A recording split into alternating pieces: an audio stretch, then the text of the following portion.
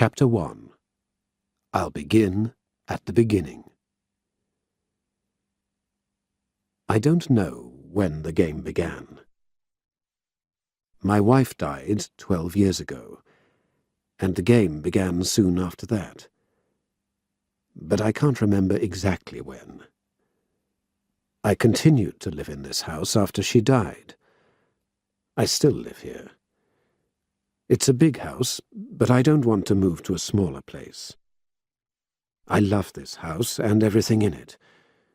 You see, I haven't got many friends, and all the things in this house are important to me. I can't live without them. Sometime after my wife's death, I realized that my bedroom was haunted. It's the only room in the house that's haunted. One night, I suddenly realized there was a ghost in the room. I wasn't afraid, because this ghost was friendly. It was a happy ghost. I always wanted to laugh when it was in the room. You'll say it was my wife's ghost. I don't know. I always think of the ghost as he, not she. I named the ghost Poldy. I made up the name Poldy from the word poltergeist. You know that a poltergeist is a playful ghost. It likes to drop things on the floor. It likes to make a noise. It likes to throw things round the room. It likes to move your bed and to play games. Poldy was friendly and playful, so we made up a little game. We play it every night. We've played it for years now. In fact, I must always play the game before I go to sleep. I can't go to sleep if I don't play it. Poldy doesn't appear at midnight or anything like that. He's not that kind of ghost. He's always in the room. But he only appears when we play the game. Of course, I don't have to play the game, but I always want to play. I know Poldy does too. I'm writing this story because I want to tell you about this game. Nobody knows about it. My best friend, perhaps he's my only friend, doesn't know about it. I know about it, and Poldy knows about it, and that's all. It's our secret. But I'm talking too much. When you live alone, you're always talking to yourself. I must begin at the beginning. My name is William Harris. I'm 48 years old. Perhaps you've heard of me. I'm not famous, but many people have heard of me. You see, I'm a writer. I've written about 25 books. I write all kinds of stories. Love stories, detective stories, and, yes, ghost stories. But don't get the wrong idea. This isn't just another ghost story. This is different from any story that I've ever written. Why? Because it's a true story. Everything in this story has really happened. In fact, strange things are still happening. I'm not a famous writer, but my books sell quite well. I have the money to live in this nice house. I can live in the way that I want to live. I'm not rich, but I'm not poor either. I live simply. I've always lived simply. When my wife was alive, I didn't live very simply. We went out a lot. We had a lot of friends. Since she died, I don't go out very much. I like to stay at home and write my books. Just now I'm writing another detective story. My readers like my detective stories best. I made up the famous detective Filbert Wiley. Perhaps you've heard of him. Perhaps you've read one of my Filbert Wiley stories. I've stopped work on my new Filbert Wiley book to write this story. I have to write it now, while there's still time. But I must tell you something about myself first, and about my wife. Life was very different for me when she was alive. My wife's name was Julie. She was 2 years younger than I was. She was completely different from me. She liked to dance and sing. She liked to go to parties. Our house was always full of people in those days. "Put a suit on, William," she often said to me. I don't like suits. "Put a suit on" meant many things. Perhaps we were going out. Perhaps friends were coming to dinner. Perhaps we were having a party. I could never be sure. Anything could happen. I never knew about it before it happened. My life was in Julie's hands. Without her, I was nothing. I didn't want to meet the world, so Julie brought the world to me. It was a wonderful life. It was wonderful because Julie made it like that. All our friends were jealous of me. "Lucky old William," they often said. "Lucky man to have a wife like that. He's so quiet and so uninteresting, and she's so alive." Oh yes, they were jealous. You don't often see happy people, really happy people, I mean. And we were happy. That was our secret. Love was our secret. I loved Julie, and she loved me. Then, suddenly, Julie became ill, very ill. I called the best doctors, but they couldn't do anything. I looked after her day and night, but in 2 short months, she was dead. Dead. I couldn't believe it. I still can't believe it after all these years. When she died, part of me died with her. Now she lives in my memory. I can't forget her, and will never forget her.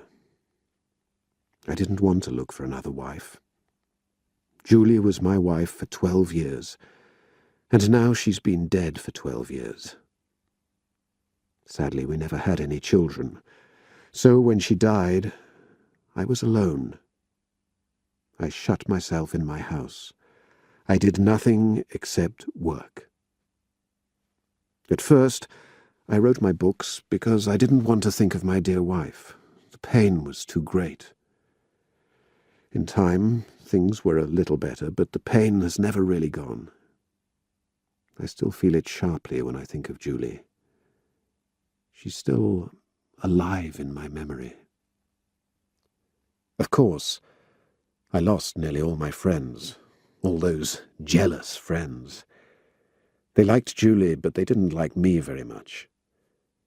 Without Julie, I didn't go out. I didn't go to parties. I didn't ask other people to come to my house, and all my friends soon left me. Nobody was jealous of me. I wasn't lucky old William, just poor old William. Now, I have only one real friend. His name is Louis. He's a writer too, but I don't know anything about his books. I haven't read any of them. In fact, I haven't seen his books in any bookshop. Louis and I never talk about books. That's because we have the same interests. We both like chess. We have a game of chess once a week. Louis comes to see me every Wednesday. He always arrives at 8 o'clock in the evening, and we play chess for about 3 hours. Sometimes we play a number of games, sometimes only one. At about 11, Louis goes home, and I go to bed and play a different kind of game with Poldy. But I'll tell you about that later. Louis is really a very good friend. We play chess and never talk very much. Sometimes we don't say anything all evening. Good friends don't need to talk. Louis knows me very well, and I know him very well. We've been friends since we were students together. Louis was my friend before I met Julie. He knows a lot about me, but there are some things that he doesn't know. He'll be surprised when he reads this story. Louis and I have played chess together for years. He often came here when Julie was alive. Julie and I never went to parties on a Wednesday, because that was always my day. I must tell you that Louis will be here tomorrow. It's Tuesday today, Tuesday morning. I'm sitting at my desk in my study. I'm writing this story. The winter sun is shining through my study window. It's a beautiful day, but I don't want to go out. I never want to go out these days. Filbert Wiley is my only company. Just now I'm very tired, very, very sleepy, because I didn't sleep well last night. I played a game with Poldy, and it didn't end for a very long time. I'll tell you about this game, but not yet. Well, that's my life. It's a very simple life, and not a very interesting one, is it? How can life without Julie be interesting?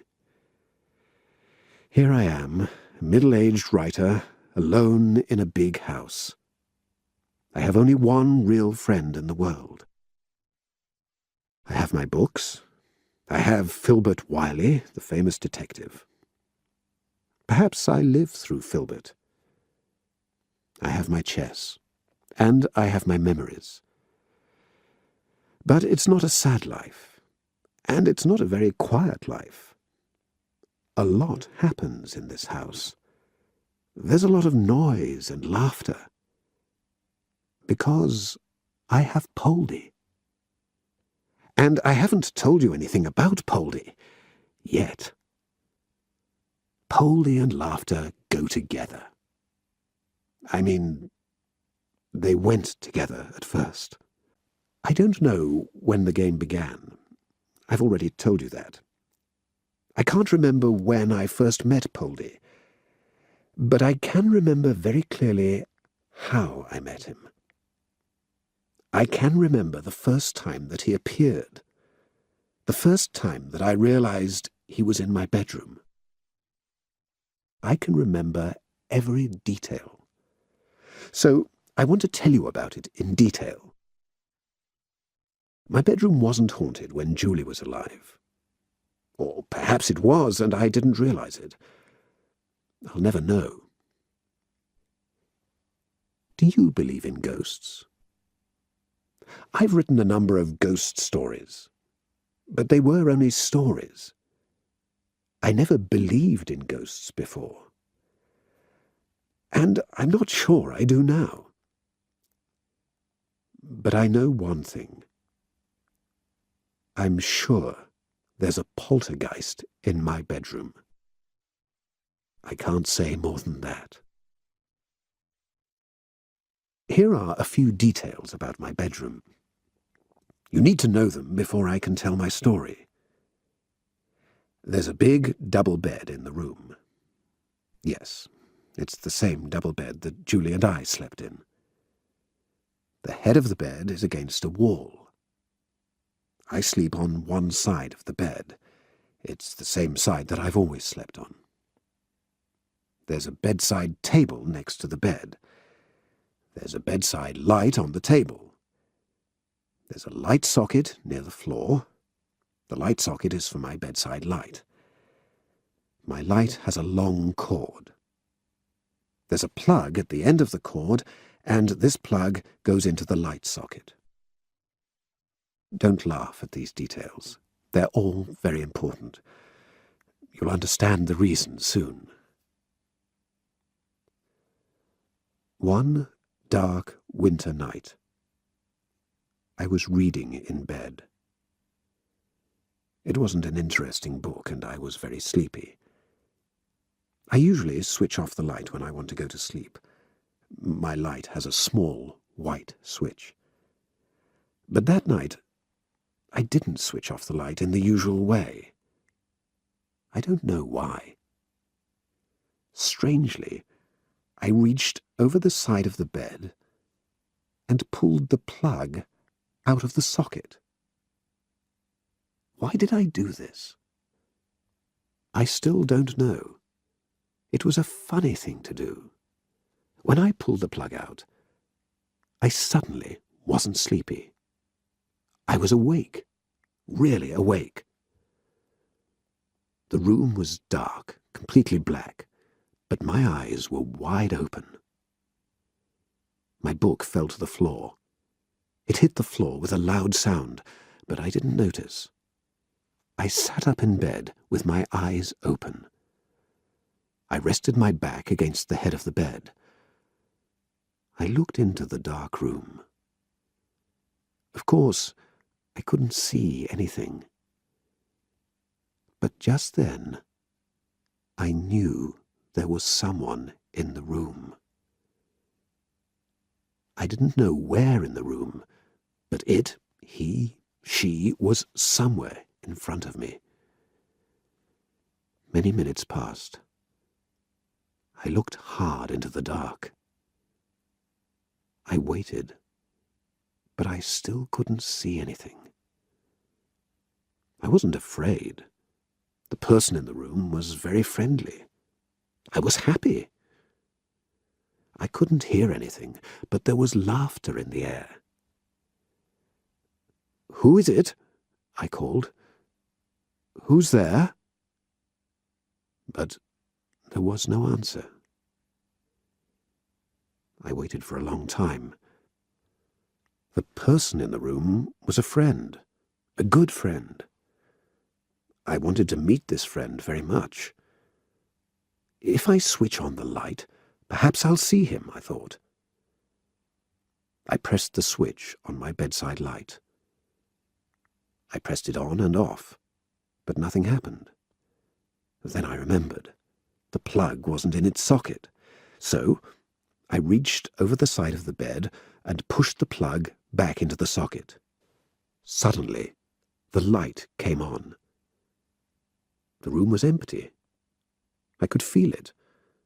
I knew the person wasn't there. I pulled the plug out again and waited. Nothing. The room was still empty. I put the plug in, and the light came on again. There was still nobody there. I switched the light off from the light switch, but nothing happened. I was alone without my friend. I stayed awake for many hours. I thought, it's a poltergeist, and immediately the name Poldy came into my head. I called out, "Poldy! Poldy!" But he didn't come back. In the end, I fell asleep, but I knew something important was happening to me. This was my first meeting with the friendly ghost. My first meeting with Poldy. This was the beginning. Chapter 2. The Game. I woke up late the next morning. The cold winter sun was already up. My room was light. I sat up in bed and thought about the night before. Did those things really happen? Was it all a dream? I looked over the side of the bed. Yes, my book was on the floor. I looked at the light and the plug. Yes, the plug was in its socket. The details were right. I got up slowly. I washed and had breakfast. Then I went to my study. I was writing a detective story at the time, I remember. The adventures of Filbert Wiley soon filled my day, and I forgot about the adventures of the night before. I finished work early.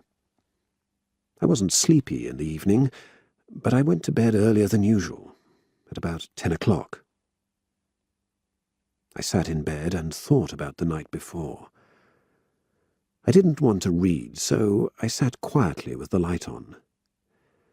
Then, very carefully, I switched it off from the light switch and waited.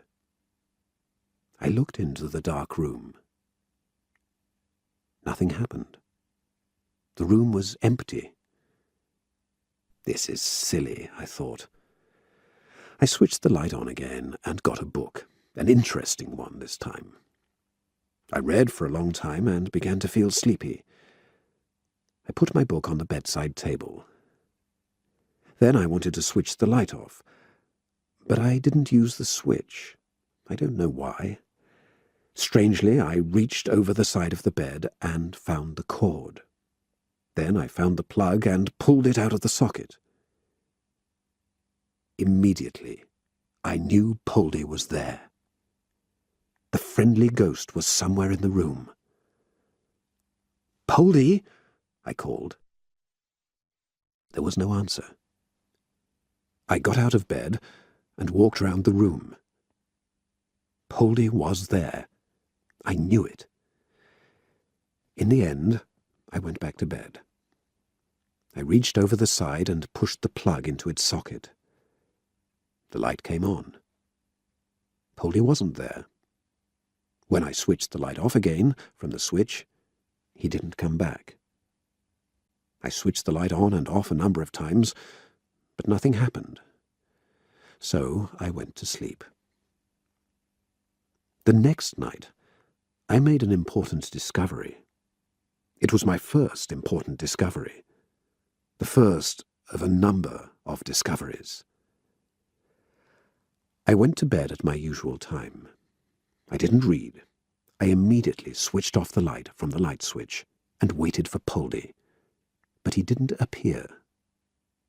But when I pulled the plug out of the socket, he appeared, or I felt he was there. When I put the plug back in, he disappeared. This was my important discovery. Poldy never appeared when I used the light switch. He appeared only when I pulled the plug out. He appeared only once. When I put the plug back in, he disappeared. He didn't come back. I tried this the night after. I pulled the plug out when I went to bed. Poldy was there. I put it back and the light came on. Poldy wasn't there. I pulled the plug out again, but he didn't come back. After that, I put it back and pulled it out a number of times, but nothing happened. So I knew. Poldy came only once, when I pulled the plug out. He went away when I put it back. For many nights after that, I enjoyed Poldy's company. Sometimes I sat in the dark for hours with Poldy in the room. I enjoyed this very much. I could bring him into the room, or I could send him away with the light plug, but I could only do it once. I could keep the plug out of its socket for a long time. In that way I was able to enjoy Poldy's company for hours and hours. I was happy when Poldy was in the room. I often called to him, but he never gave me any sign of his presence. I could only feel his presence. There was no other sign. I never told anyone about Poldy. Louis came on Wednesdays and we played chess, but I never told him my secret. One Wednesday evening he said to me, "You're very well, William, always smiling and happy. It's nice to see you like this. Perhaps you have a secret life." I smiled and said nothing. It was true, of course. I had a secret life. But I didn't tell Louis about it. I know he's my best, my only friend. but I don't think he can understand things like this. I enjoyed Poldy's company in this way for nearly a year. Then, one night, something strange happened. I pulled the plug out, and Poldy was in my room. I was sitting in bed. I called out to him, "Poldy," and he gave me the first sign of his presence. I heard a knock. It came from the other side of the room. Then there was another knock. The knocks got louder and came nearer and nearer to my bed. Then the knocking stopped. I wasn't afraid. In fact, I laughed. Then the knocking began again. It moved away from my bed to the other side of the room. It was a strange knocking sound. How can I describe it? Well, it was like someone with a wooden leg. It was like a wooden leg on the floor. When a man walks with a wooden leg, you can hear a knock. Knock, knock, knock, like that. I was very happy. At last, I had a sign from Poldy. I could feel he was there, and I could hear he was there. He's not afraid of me, I thought, so he's given me a sign. Every day, I worked in my usual way, but my life was different now. Every night, I enjoyed Poldy's company. He became more and more friendly. He gave me different signs of his presence. Sometimes he shook my bed. I laughed, and he shook it again, or sometimes he shook a chair in my room. I could hear it on the floor. Or sometimes he threw things round the room. I couldn't see them in the dark, but I could hear them. Once, a hand mirror flew right past my face. Sometimes Poldy opened and shut my bedroom door. He did this very quickly a number of times.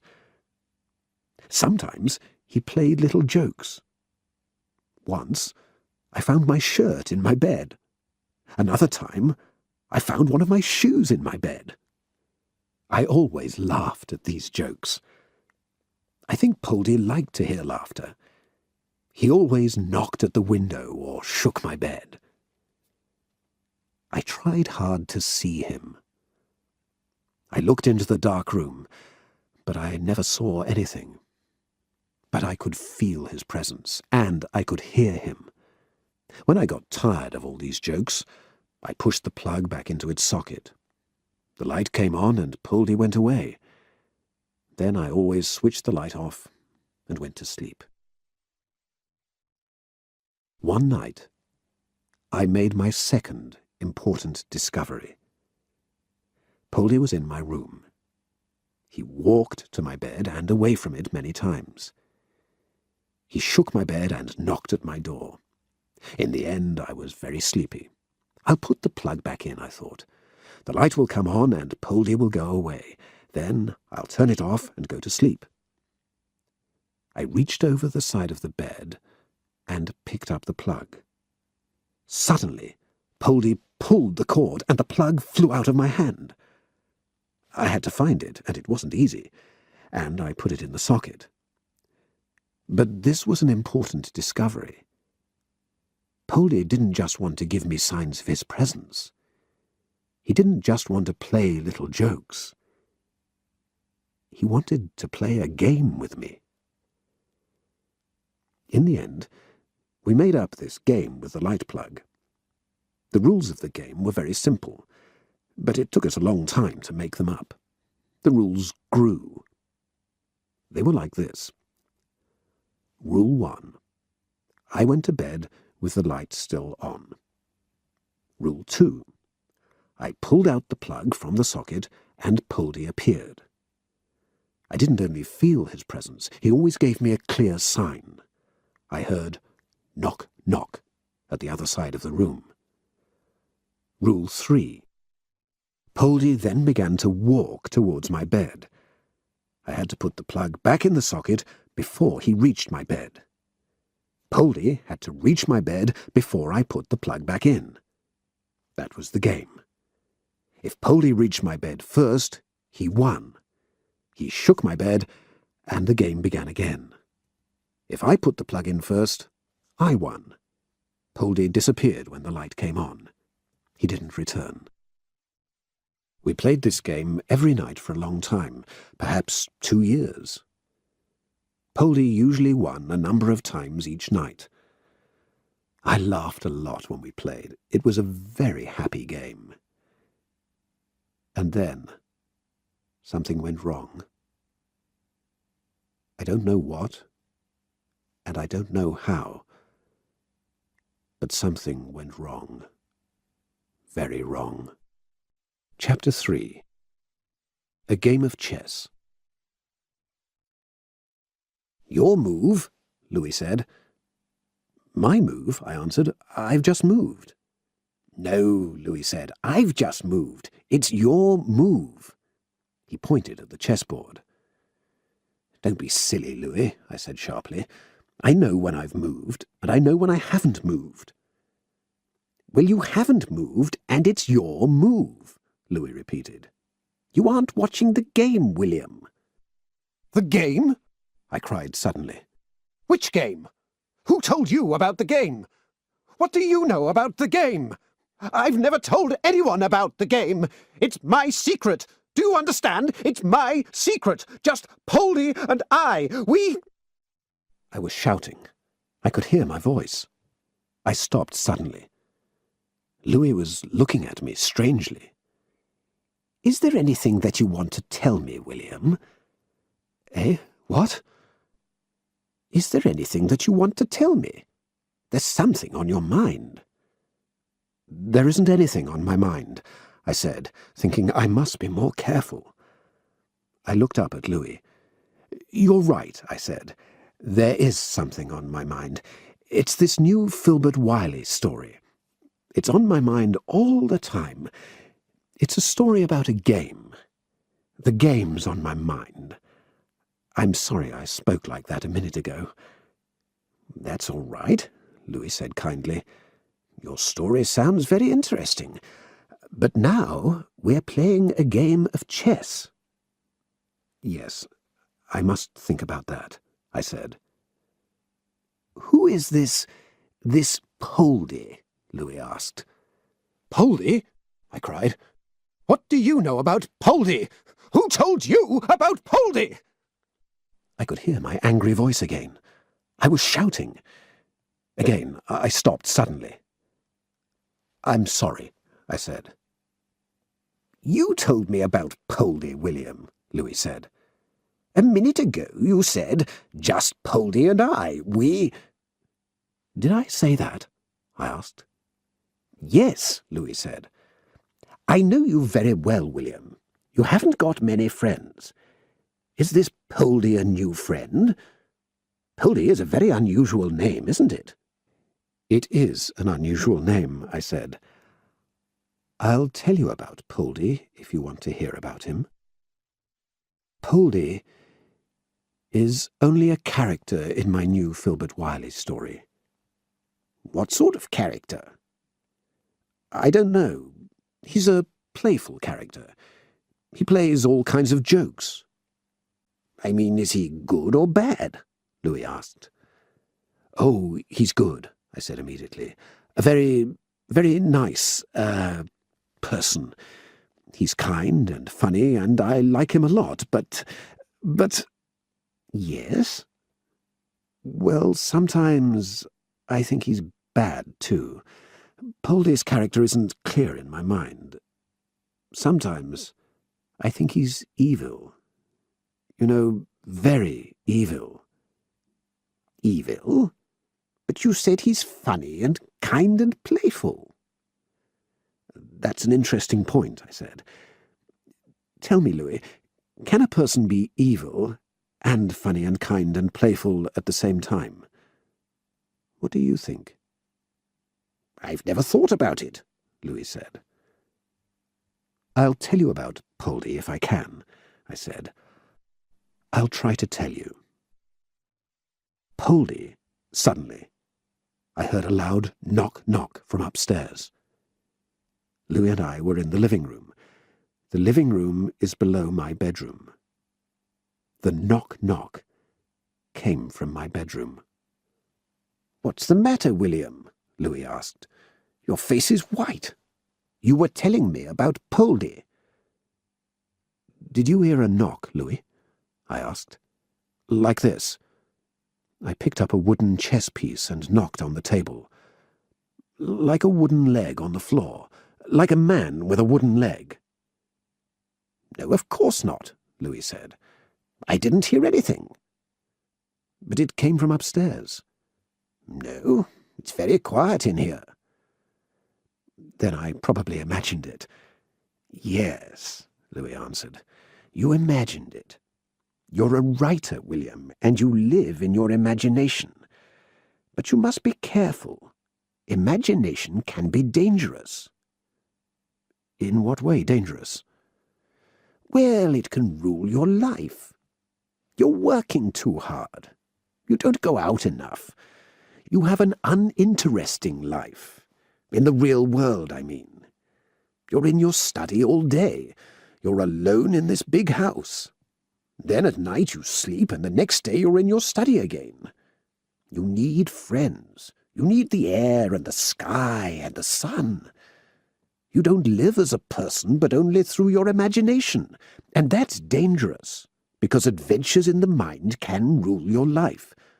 You start to think this Poldy is a real person. But he's only a character in one of your stories. He's just like Filbert Wiley.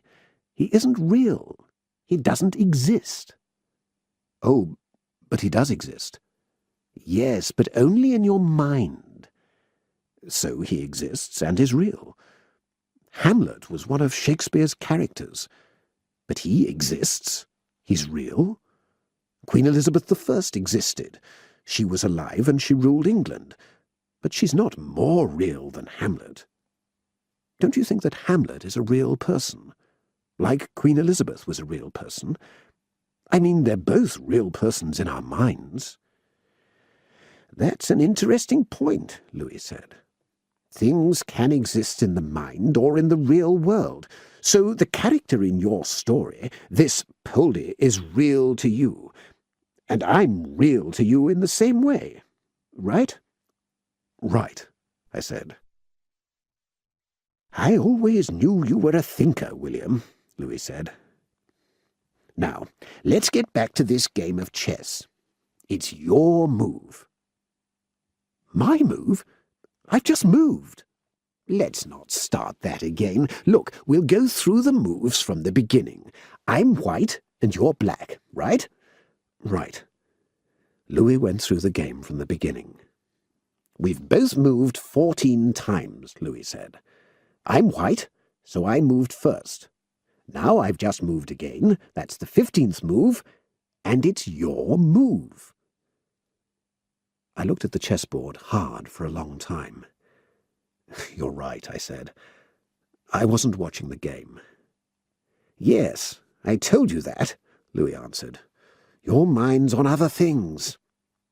"Well, I'm looking at the game now, and I don't like it. It's gone wrong." "Not for me, but for you," Louis said. "Yes," I answered. "Something's wrong. Very wrong. I can't do anything about it." I moved my king.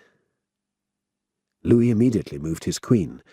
He picked up the big wooden chess piece and put it down hard on the chessboard. It hit the board with a loud knock. "You can't move anywhere," Louis said loudly. "I'm afraid you've lost the game." I looked at the chessboard. "You're right," I said. "I can't move the king anywhere." "You didn't play very well," Louis said. "You didn't play your usual game." "I know," I answered. "Do you know why?" Louis asked. "No. Why? Tell me." "Because your mind wasn't on the game. Your mind was on this character Poldy. I didn't win. Poldy won." "How?" "Because he rules your mind. Thinkers and writers must live too. Their ideas mustn't rule their lives. You're right, Louis, I said. Louis looked at his watch. He said. It's 10 to 12. It's late. I must go. He got up. Thanks for the game, William. Good night, and I'll see you next week. Thank you, Louis, I said. Good night. I got up and suddenly knocked the chessboard off the table. It hit the floor and the pieces went across the room. You've really lost the game now, Louis laughed. Chapter 4. The Game Goes Wrong. That game of chess was about 5 years ago. Of course, I've played chess with Louis once a week since then. I'll have a game with him tomorrow. But I've described that game of chess because I remember it in detail. At that time, my game with Poldy was beginning to go wrong. This didn't happen suddenly. Oh no. It happened slowly, very slowly. I didn't really notice it at first.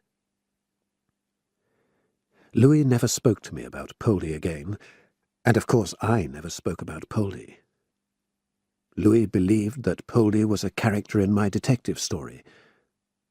He doesn't know that Poldy really exists. Poldy doesn't exist only in my mind or in my imagination, but he exists in the real world. He lives in my room. Sometimes I don't think of it as my room, but as Poldy's room. I nearly forgot to be careful that night with Louis. I talked about Poldy, and that was wrong. I know that Poldy heard me. The loud knock-knock from upstairs was a message. Of course, Louis didn't hear it because it was a message for me. Poldy was saying, "Be quiet, William. This is our secret, remember?" So I've been very careful since then. I never speak about my work, because I don't want Louis to ask any questions about Poldy. Things began to go wrong, and this happened little by little. I first noticed it about 2 months before the game of chess with Louis. One night, Poldy and I were playing our usual game. I pulled the plug out of its socket, and the room was dark. I always feel that Poldy is there.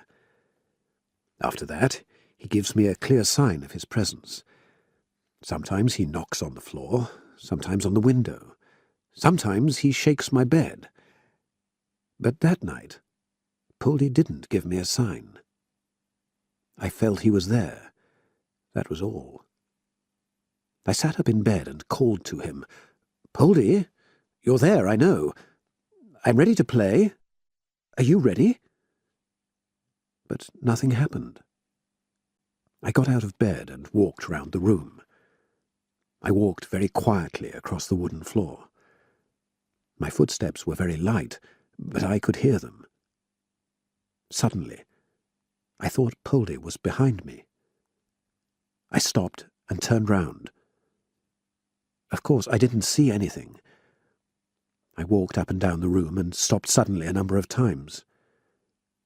Poldy was following me. I stood and listened. Then I heard a soft knock on the floor.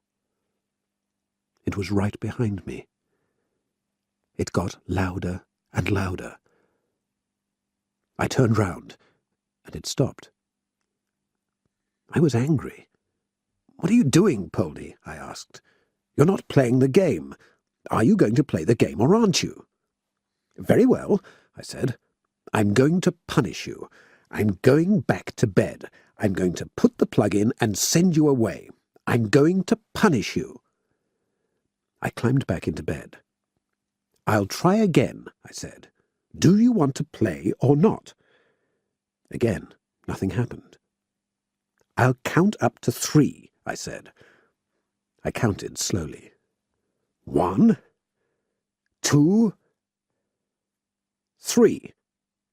I reached over the side of the bed and touched the floor with my hand. I found the cord, but suddenly the cord began to move through my hand. I held it and pulled, but Poldy pulled too. I pulled with one hand, and I tried to find the plug with the other. I was nearly on the floor now. I found the plug and pushed it in. The light came on, and Poldy wasn't there. I switched off the light from the switch, but lay awake for a long time. My heart was going wildly. That's funny, I thought. Why doesn't he play? He's like a little boy. Perhaps he wants to change the rules. He's playing jokes. But in my heart, I knew Poldy wasn't playing jokes. I then made my third important discovery. Something was wrong with our game. After that, it was never the same again. The next night, I was afraid. This was the first time that I felt fear in my games with Poldy. I couldn't pull the plug out. I lay in bed for a long time with the light on. I was really afraid. At last I was ready. What's going to happen, I thought, when I pull the plug out? But Poldy didn't play any jokes. We played our usual happy game. I enjoyed it, and Poldy enjoyed it. For many nights after that, we played our game. Well, perhaps I've made a mistake, I thought. Nothing has changed. Poldy was only playing jokes that night. But I was wrong. I had a very bad night before my game of chess with Louis, the game that I've already described. There was a full moon that night, so I didn't close the curtains. I always closed the curtains, but not this time. The room was full of light. My light was on when I got into bed. After a short time, I pulled the plug out. I was ready to begin the game. But nothing happened. Poldy gave no sign. He was there, of course. I sat in bed and waited. I could see the full moon through my window. There were dark shadows on the floor. There were shadows on the walls. I could hear a cat outside. It was crying like a baby. I don't like that noise. I got up and opened the window. "Shh!" I cried. The cat stopped. Then it started again. "Shh!" I cried again. I saw the cat, a fat black one. It ran across the garden. Good, I thought. I went back to bed. "Are we going to play, or aren't we?" I asked. I could see the room clearly. I could see the chair with my clothes on it. I could see the big wardrobe in the corner of the room. I looked at the wardrobe. I looked at it for a long time. Suddenly, the wardrobe door began to open very quietly. Just a little at first. Then, more and more. Soon, it was wide open. I keep my clothes in the wardrobe. I haven't got many clothes, because I don't need them. There are a few shirts, 2 pairs of trousers, 2 suits, and an old coat. The wardrobe door was wide open, so I could see inside. I saw my shirts, my suits, and the coat. Then, my coat began to move. It stepped outside the wardrobe. It stood in front of the wardrobe door. "Poldy," I said slowly. Poldy, or the coat, didn't listen to me. It stood there like a person without a head or legs or hands. Then it began to walk towards me. after a few slow steps. It put up an arm and shook it at me. I was angry with Poldy. "I've had enough of your silly jokes," I cried. "I'm going to punish you. I'm going to send you away. If you won't play, then I must punish you." I reached over the side of the bed and picked up the plug. It was easy to find in the moonlight. "See?" I asked, and held up the plug. "I'm going to put it in the socket now, and you're going to go away." The coat moved suddenly towards me. An arm reached for the plug and took it from my hands. The cord went through my fingers, and the light fell onto the floor. I got up angrily. The coat dropped the plug and went back into the wardrobe quickly. The wardrobe door shut with a loud noise. I picked up the light and put it back onto the bedside table. Then I went towards the wardrobe. I opened it a little. I put my hand inside and felt the clothes. My coat was in its place. I could feel it. It was soft and empty. I pulled the wardrobe door open and looked inside. It was empty, quite empty. There was no sign of Poldy. "I see," I said. "You want me to close the curtains before we play." I went to the window and looked out. The black cat was there again. It was still crying like a baby. "Shh!" I shouted, but it didn't stop. I put my hand on the curtain. And then I noticed something. Someone was standing behind the curtain. I could clearly see the shape of a person behind the curtain. I tried to close it, but I couldn't. The person didn't let me. "Oh," I shouted angrily, "this is stupid!" I went back to bed, and the curtain moved across the window. Now the room was in complete darkness. "So you want to play now?" I said. There was no answer, of course, just the sound of the cat outside the window. I reached for the plug on the floor, found it, and put it in the socket.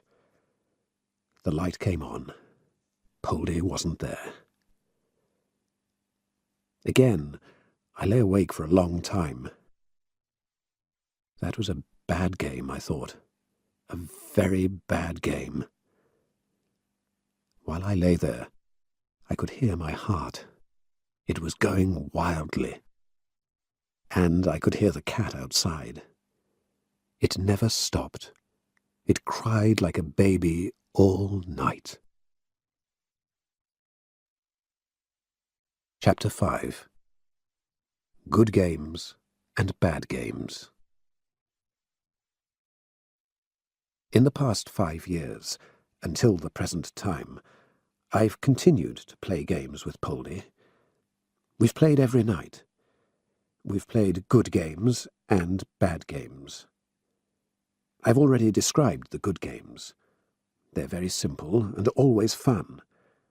I'm happy when I'm playing good games, but I'm sad when I'm playing bad ones.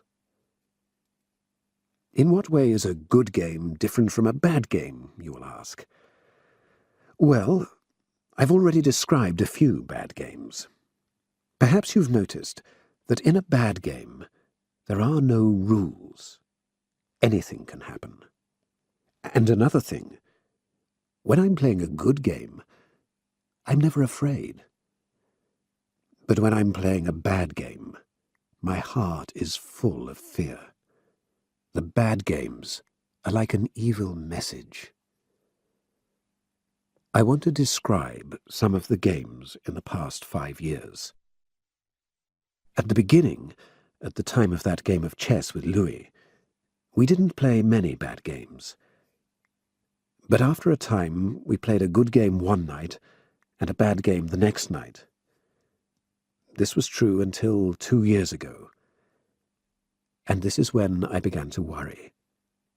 Worry and fear were always present in my life. Why did Polly begin to play bad games? I've often asked myself this question, and I've never been able to explain why. I've thought of many different reasons. Perhaps you can think of a few reasons, but it isn't easy to be sure. At first, I thought Polly was jealous. Perhaps he was jealous when I won a game, so I decided to lose for a time. But he still wanted to play bad games. Perhaps Polly wanted to punish me. Why did he want to do that? I thought about this a lot. Perhaps Polly was angry because I told Louis about him. But I didn't tell Louis anything. Louis thinks Polly is a character in one of my detective stories. He doesn't know he's a ghost, a poltergeist. And the bad games began a long time before I said anything to Louis. Who is Polly? I've often thought about this too. If I learn the answer to this question, perhaps I'll have the answer to my first question. Why does he want to play bad games? But I can't find the answer. I've often asked myself, is Polly the ghost of my dead wife? Is Polly really Julie? I think the answer to this question is no. Polly has never given me any sign. For example, there's a photo of Julie on my bedroom wall. Polly has never shaken it or moved it. I've kept one of Julie's dresses. It's a beautiful party dress. It's in my wardrobe. Polly has never touched it. He's often taken my clothes out of the wardrobe. If Polly is Julie, he or she can easily give me a sign. Julie loved me, and I loved her. So I don't think Polly is Julie. But I'm not really sure. Is Polly just part of my imagination? No, 1,000 times no. Why? Because all these things really happen. I don't imagine them. They are facts. Polly exists. Little by little, Polly and I played more and more bad games. Then I began to worry. I only wanted to play good games. How could I escape bad ones? I tried to escape them in a number of ways. I'll describe some of these ways to you. I always know when we're going to play a bad game. I can feel evil in the air before the game begins. Then there's one thing that I always try to do. I try to pull the plug out and put it back immediately. In this way, Polly doesn't have time to play. He goes away when the plug goes back in. Polly was surprised when I first did this. It worked very well. But now, he stops me. He knows when I'm going to try. Here's another way I've tried to escape bad games. Remember, Polly only haunts my bedroom. He never haunts another part of the house. I've tried to sleep in other rooms in my house, but I can't escape a bad game like that. One night, I slept in my study. I had a strange dream. I dreamt that I was sleeping in my study. In my dream, I got up and went to my bedroom. I sat in my own bed and read a book with the light on. In my dream, I pulled the plug out, and then suddenly I woke up. I wasn't in my study when I woke up, but in my bedroom. I was reaching over the side of the bed. The plug was in my hand. I walked to my bedroom in my sleep. Polly did this. He pulled me back to the bedroom through my dream. I tried another thing. I tried not to play the game. One night, I sat in bed with the light on. Then I turned the light off from the switch. Of course, this is always the rule. Poldy didn't appear. I went to sleep easily. But during the night, I suddenly woke up and switched on the light. I don't know why. I had to. Then I pulled the plug out, and the game began. This happened a number of times. You will ask me, why don't you sell your house and go away? I've asked myself this question too. The fact is, I can't. I've often thought about it, but I can't do it. I've tried another thing. I've left my house at night and gone to a hotel. But when I do this, I can't sleep. I always leave the hotel during the night. I pay the bill at 3 or 4 o'clock in the morning and go home. It isn't easy to leave a hotel at 4 in the morning. Try it and see. After that, I go to bed and play a game with Poldy. So, you see, I can never escape a game. Poldy always finds a way to bring me back to my bedroom. Until a year ago, we often played a lot of bad games. But Poldy never touched me at any time. I often tried to touch him, but he never touched me. This was a kind of rule. I can't describe my fear when Poldy first touched me. It all happened one night about a year ago. I went to bed at 11 o'clock.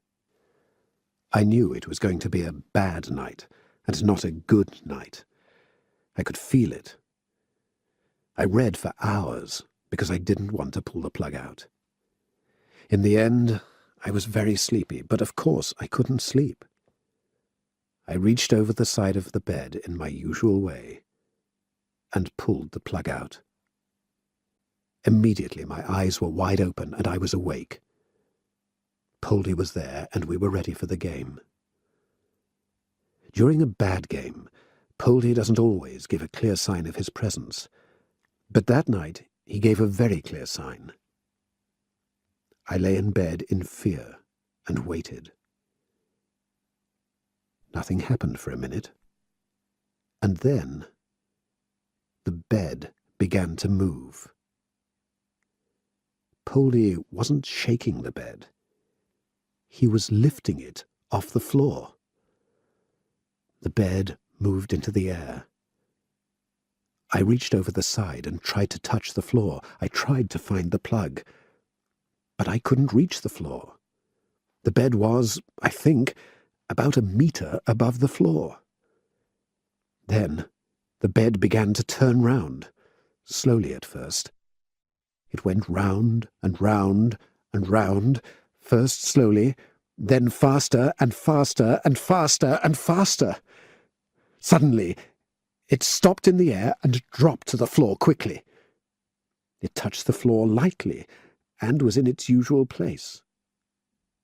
The head of the bed was against the wall with the bedside table next to me. I tried to reach the plug. I touched the floor with my fingers and found it. I tried to put it back, and then Poldy hit my hand sharply. I dropped the plug in fear. For the first time, he touched me, and he hit me. I lay back in bed. The room was quiet. The bed didn't move. Then I felt something above my head. It was like a bird. I put my hand above my head.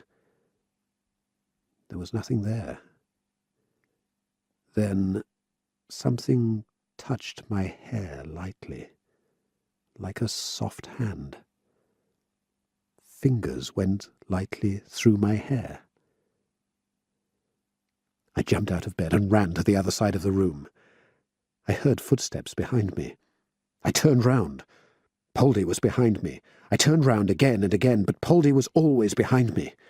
Then he hit me in the face. Then he began to push me. He gave me a little push at first. He pushed my face softly.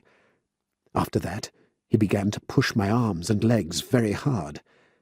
I kicked and shouted, but I couldn't stop him. I jumped back into bed, and you will never believe it. Poldy bit my face very hard. I cried out in pain. I reached over the side of the bed and touched the floor. I touched it wildly to find the plug. At last, the plug was in my hand. I tried to find the socket. I touched the wall with my fingers, but in my fear I couldn't find it.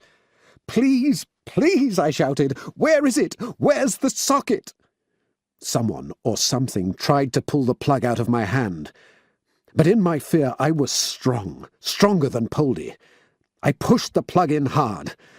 The light came on, and suddenly I was alone. "Ah," I cried. My heart went wildly, and my body shook in fear. That was a very bad night. It was the first time that Poldy ever touched me. After that, he often touched me. Sometimes he touched softly with his fingers. Sometimes he pushed me, hit me, or kicked me. It wasn't just a bad game now. It was a dangerous game. We began to play more and more bad games. I've already told you that. But the number of bad games and good games was the same. That was true a year ago. But after Poldy touched me the first time, something changed. We never played another good game. During the past year, we've played only bad games every night. All our games are bad, but they're not all the same. Some are just bad. Others are very, very bad and very dangerous. Poldy has become completely evil. He only shows me the evil side of his character. My bedroom is an evil place. It's evil in the daytime. It's evil when Poldy isn't there. It's evil all the time. What can I do? I don't know. I just don't know. Until a month ago, I was all right during the day. I went to my study every day and wrote. This took my mind off Poldy. I thought of new adventures for Filbert Wiley, and I enjoyed doing this. But during the past month, I haven't been able to work. I still come to my study every day, but I sit at my desk and look out of the window. I don't write anything. I sleep very little. I eat very little. I'm thin and weak. But today, I'm writing. I'm writing these words. I'm writing quickly before it's too late. I have to write this story of my life with Poldy before it's too late. You will ask, why don't you tell Louis about this? Louis still comes on Wednesdays, and we still play chess. I never play chess well now, and he always wins. I'm always tired and worried. "What's the matter with you, William?" Louis asked last week. "I can't understand. You're ill. You must see a doctor. I'm worried about you. If you don't call a doctor, I'll call one." Of course, Louis mustn't call a doctor. "Listen," I said, "I know I'm not very well, but I'll be better soon. I'm writing a very strange story about Filbert Wiley. I'll be better when I finish the story. I know I will. So please don't call a doctor. Do you promise?" "All right, William," Louis said. "I promise." Louis is a good friend. I know he'll keep his promise. Have I tried to tell Louis about Poldy? Yes, I have. Many times. But every time I try, I can't speak. I've tried to ask Louis to stay in the house with me for a night, but again, I can't. When I try to open my mouth, I can't. Then I always hear that knock, knock from the room above. I always hear a message from Poldy. The words, "It's our secret," come into my head. Perhaps a real voice speaks these words. Perhaps it's Poldy's voice. It speaks kindly, but there's always a message in the voice. One Wednesday, about 2 months ago, I was playing chess with Louis. I was very tired, after a very bad night. I tried to play chess, and I didn't think of Poldy, but Louis suddenly remembered the name Poldy and spoke to me during the game. "William," Louis said, "I was in a bookshop the other day, and I was looking at your books, the Filbert Wiley stories. I remember once, about 5 years ago, you spoke to me about a new character. You called this character Poldy. I've never forgotten his name because it's a strange name. I don't like the name, but I've always remembered it. I bought all your books from the last 5 years and took them home. I read them all and enjoyed them, but I didn't find this character Poldy in any of them." My face was white. Poldy was knocking hard on the floor of the room above. I could hear it, but Louis couldn't. In the end, I said, "Yes, Louis, I didn't use that character in my story. I changed the story." "Why?" Louis asked. "I remember he was an interesting character, good and evil at the same time." "No!" I shouted. "He's evil! Evil! Only evil!" The knock on the floor above was louder and louder. It was like a wild dance. I heard the message and stopped shouting. "I'm sorry," I said in a quiet voice. "No, I didn't use that character. I couldn't say the name Poldy." We continued to play chess. The game ended in the usual way. Louis said, "You can't move anywhere," and I lost. Louis said good night and left. That night, Poldy really punished me. He pushed me, kicked me, and hit me. The funny thing is, you could never see any signs of this punishment on my body. I'm often in great pain, but it never shows on my body. Then, I made my fourth important discovery. Poldy didn't like Louis. He didn't want him to come to my house. He wanted to be alone with me all the time. The games on Tuesday nights, the nights before Louis came, were always very, very bad. I don't enjoy Tuesday evenings now. I'm afraid of Tuesday nights. And it's Tuesday today. Chapter 6. Monday night. I want to tell you about last night in detail, because we've never played a dangerous game like that before. I shake when I think of it. I'm shaking at this minute while I'm writing these words. But I'll begin at the beginning. Yesterday, I sat in my study all day. Of course, I didn't write a word. I didn't try to write anything. Filbert Wiley doesn't interest me. His adventures mean nothing to me. So how did I spend the day? I looked out of the window all day. It's winter now, but it isn't very cold. Yesterday the sky was clear. The sun shone in a blue sky. I looked down at my garden. It was quiet and empty. The grass was wet. The trees were brown. Nothing happened all day. I saw only one sign of life. A fat black cat walked across the grass. It stood under my bedroom window and looked up at it for a long time. Then it went away, very slowly. I remember that cat very well. I saw it once before. I heard it in my garden years ago, when my game with Poldy began to go wrong. The cat didn't worry me now. It wasn't important. My only worry was Poldy. Perhaps you're thinking, there's no need to worry.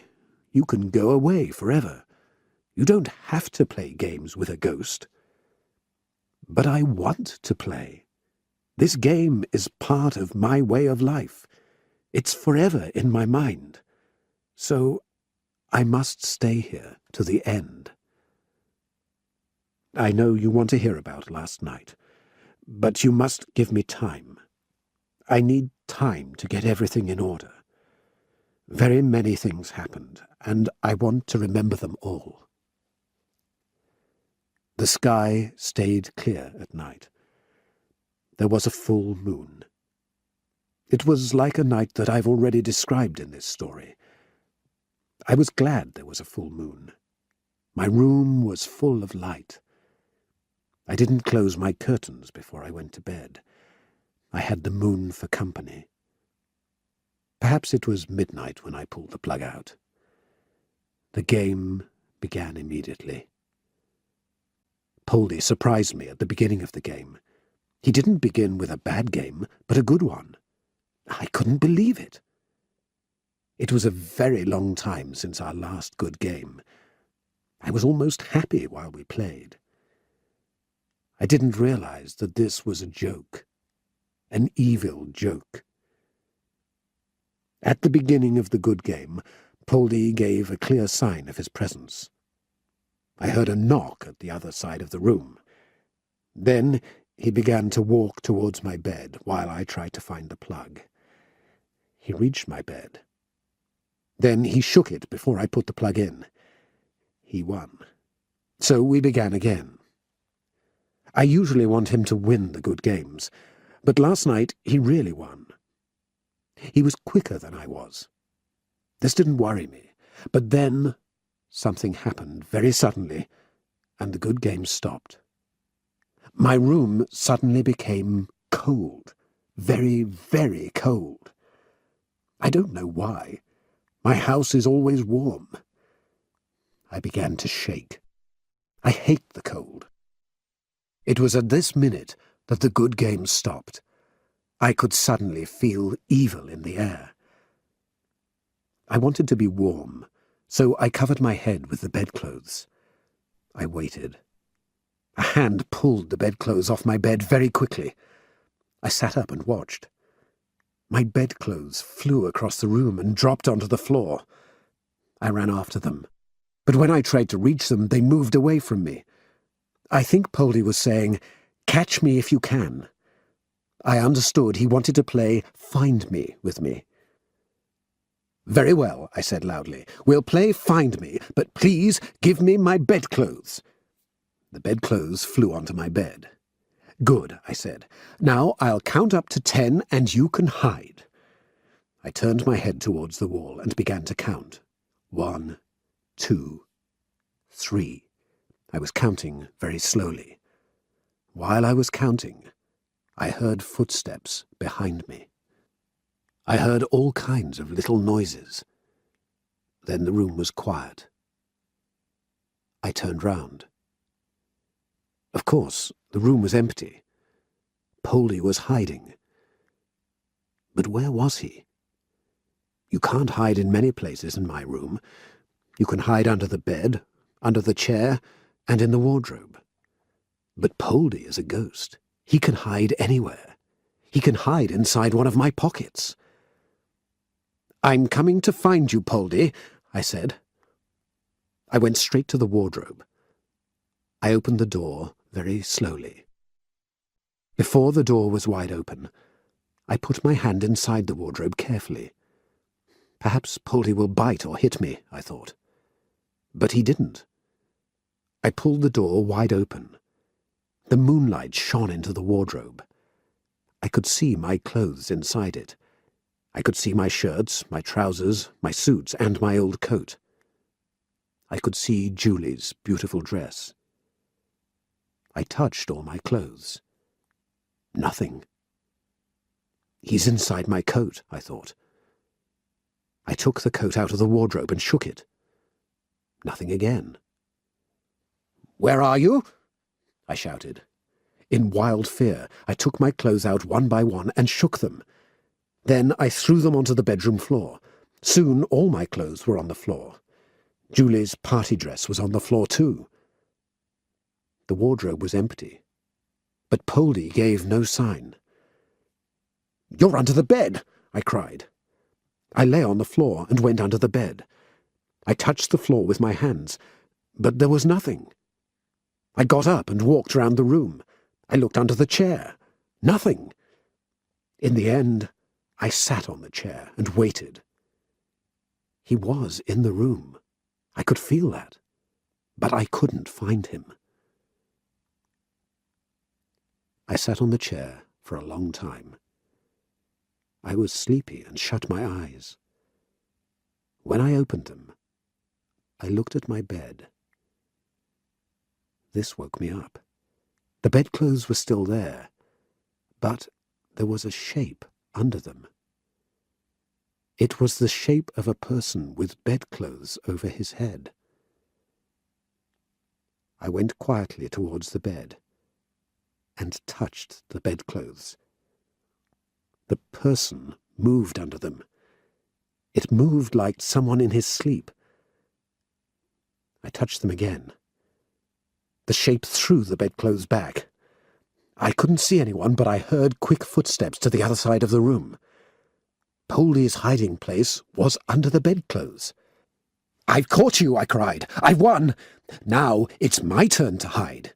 You must count up to 10, and I'll hide." I waited, and then I heard a knock from the corner of the room. He's counting, I thought. One knock, then another, and another. Where can I hide? I thought. There was only one place. Under the bed. I went under it very quietly. Then I lay without moving. The knocks continued. There were 10 of them, and then silence. I held my breath and listened. Complete silence. I looked across the floor. I could see the clothes that I threw there.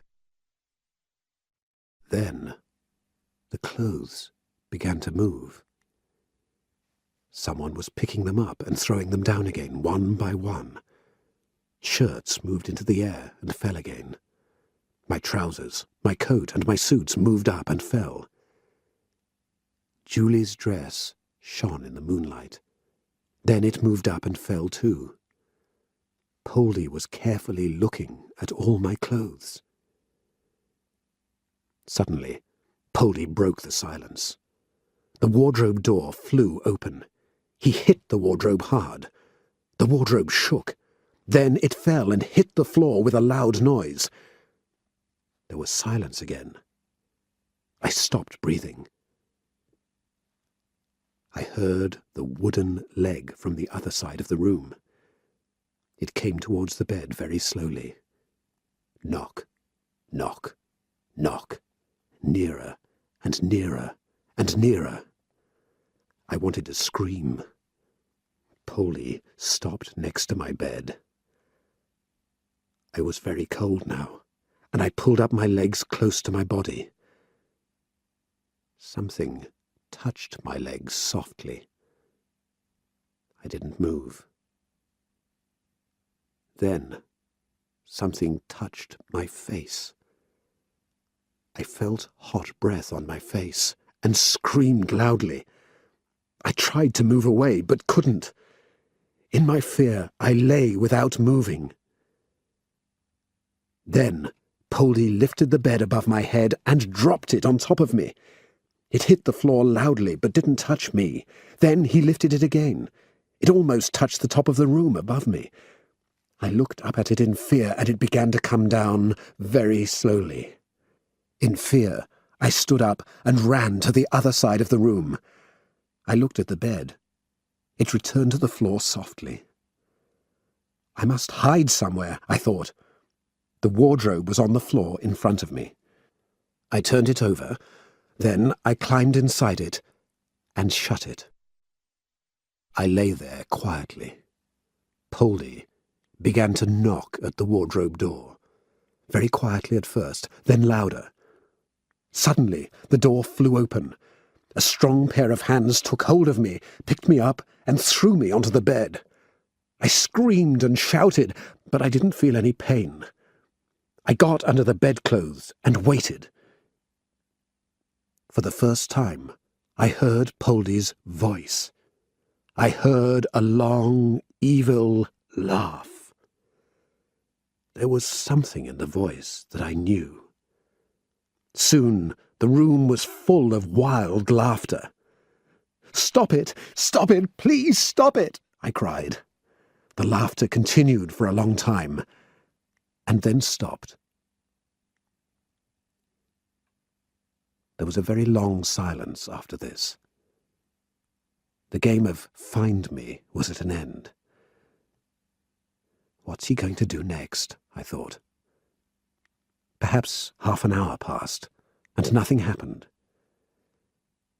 Then I heard a strange noise. Someone was scratching. It was like fingers on glass. Was Poldy scratching the windows? I looked at them carefully and could see them clearly in the moonlight, but the sound didn't come from the windows. There isn't any more glass in the room, I thought. But I was wrong. There was the photo of Julie on the wall. The photo was behind glass. I listened. The scratching continued. The sound came from the picture. I looked at the picture carefully. It was a large photo of Julie's face. There she was, young and beautiful. She was smiling at me. In the moonlight, I couldn't see the details, of course. But I knew that photo so well. It was easy for me to imagine Julie's beautiful face. The scratching stopped, and the photo moved off the wall and flew towards me slowly. Soon, it was less than a meter away from me. I looked into Julie's eyes, and she looked into mine. "Is it you, Julie? Are you the ghost? Are you haunting me?" The answer to my questions was evil laughter. Julie always laughed softly, but I heard the sound of her voice in this evil laughter. Chapter 7. The Truth. I've told you the truth in this story, but I haven't told you all the truth. Why? Because I haven't been able to tell the truth to myself. So how could I tell it to you? I haven't faced the truth for 12 years now. But the time has come to tell it. Perhaps you already know. Yes. I killed Julie. But please believe me, I killed her out of love, not hate.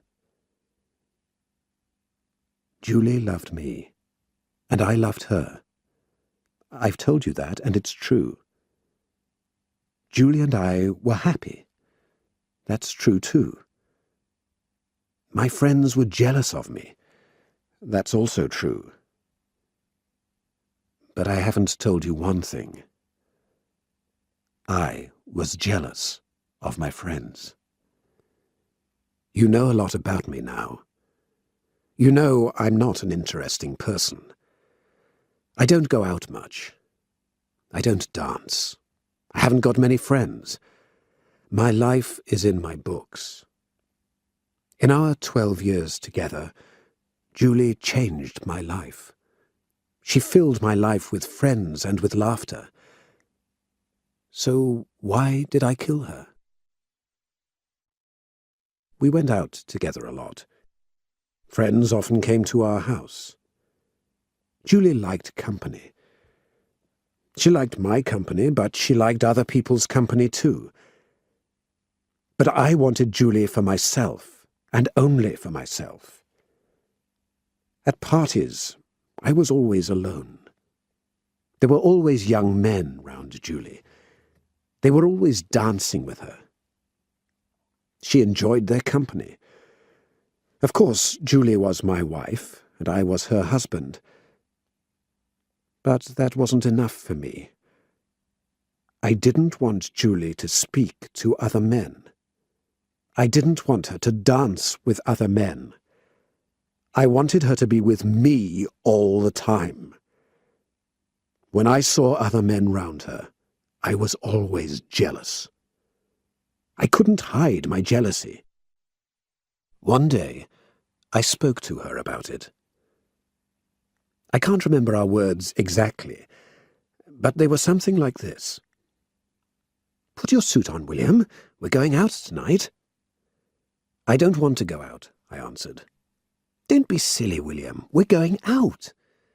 "But I want to stay here," I said. "You always want to stay at home," Julie said. "I know you want to write your books, but we must live too." "But I don't like to be with so many people," I said. "I only want to be with you." "William," Julie said kindly, "you're jealous." I had to agree. "I know I am," I said. "There's no need to be jealous," she said. "I love you, and you know it." "Yes, I know it very well." "Your character is different from mine. I need a lot of people round me," Julie said. "I can't be in this house all the time, alone with you." "I'm afraid I'll lose you," I said. "You must never fear that," Julie said. "You'll never lose me. I love you, and I'm your wife." "I want you to be my wife forever," I said. "And I will be," Julie answered. She was telling the truth, but I was still very jealous. In time, I got more and more jealous. I couldn't hide it. Then, something happened. I've already told you about it. Julie became ill. She was very, very ill. I called the best doctors. I've told you that, and it's true. "Your wife is very ill," one of them said to me. "She has a weak heart. She must be careful. People with weak hearts sometimes die very suddenly." I was afraid to lose Julie. I wanted her to live, but I wanted her to be mine forever. Then, an evil idea came into my mind. I thought, I can kill Julie, and she'll be mine. After that, I'll never go out, and she'll always be with me. I thought about this idea a lot. I knew I had to kill her. That's why I've never looked for another wife since Julie. She's with me all the time. I have her pictures, and I have my memories of her. I'm not jealous now, because I don't need to be jealous. One night, she lay next to me. She was very ill and was breathing softly. She was awake, and I spoke to her. "Julie," I said softly, "I want you to be mine forever. You love me, and I love you. That's the secret of our happiness." "Yes," "That's our secret," she answered softly. "You'll always stay with me in this house," I said. "Yes," she answered. Then, very softly, I put my pillow over her face and held it there. I held it there for a long time. She tried to move away, but she couldn't. She was very weak. I could hear her cries, but I didn't take the pillow away. At last, her heart stopped. She was dead. "That's our secret," I said when she died. "Now, you're mine forever." I phoned the doctor immediately. "Julie isn't breathing very well," I told him. The doctor arrived quickly, but of course, Julie was dead. "I'm sorry to say this, Mr. Harris," he said, "but your wife is dead. Her heart stopped. She died a short time ago. Perhaps she died in her sleep." I cried a lot, but in my heart I was glad. I was glad because Julie was mine forever. Today, it's Tuesday, January 25th. I killed my dearest Julie 12 years ago today, on January 25th, 1988. Chapter 8. Monday night continued. I moved away from my story because I wanted to tell you the truth. You think I'm crazy. Perhaps I am out of my mind. I've lived with this secret for 12 years now. I'm a murderer. I murdered my wife. My house has been haunted since then. And last night, I realized the truth for the first time in 12 years. The ghost in my bedroom isn't a playful poltergeist. Its name isn't Poldy. It's the ghost of my dear wife, Julie.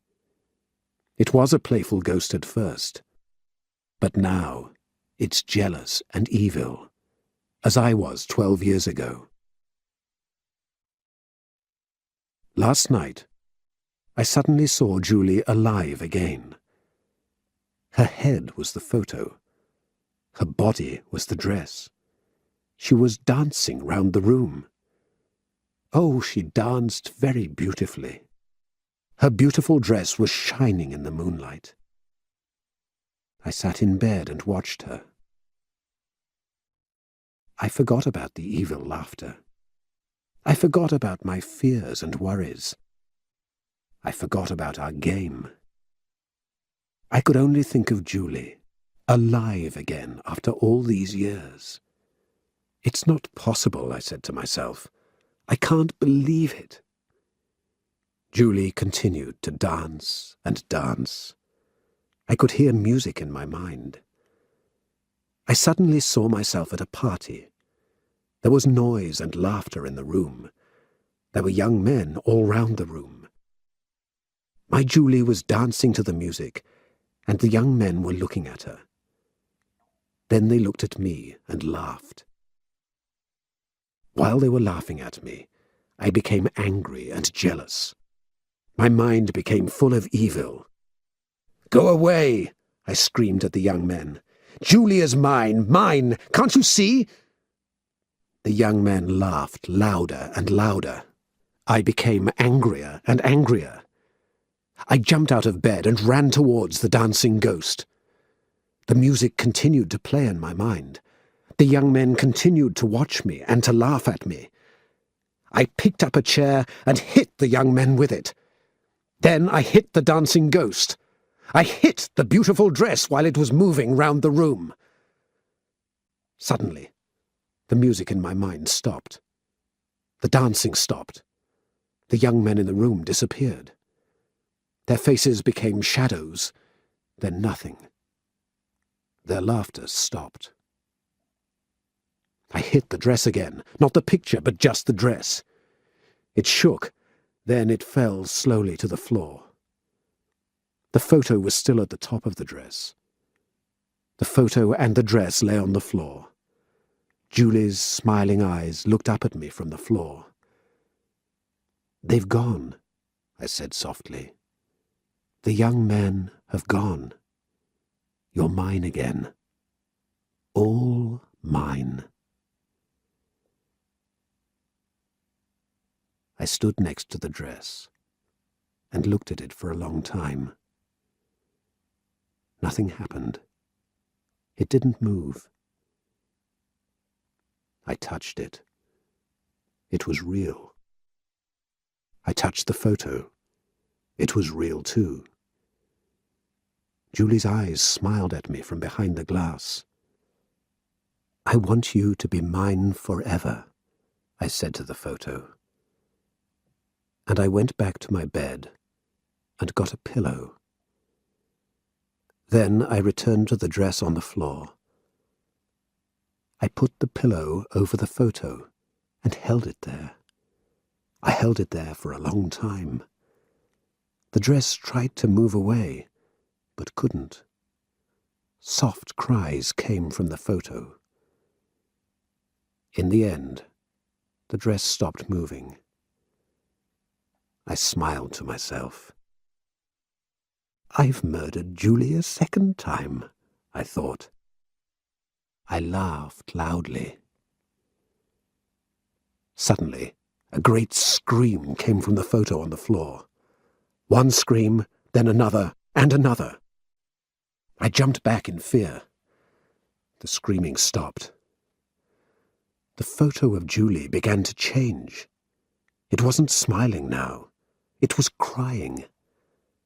I touched the glass on the photo. It was wet. Then the photo moved away from my hand. I stood up. The photo began to move off the floor very, very slowly. It came towards me and stopped in front of my face. Then it fell to the floor, and the glass broke into 1,000 pieces.